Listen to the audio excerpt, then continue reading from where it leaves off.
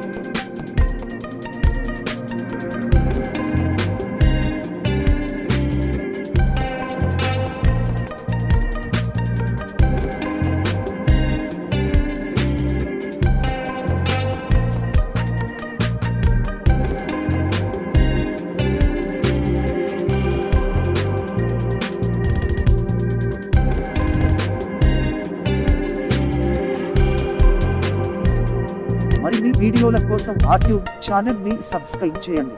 ఈ వీడియో మీకు నచ్చితే లైక్ చేయండి మరియు మీ ఫ్రెండ్స్ కి షేర్ చేయండి.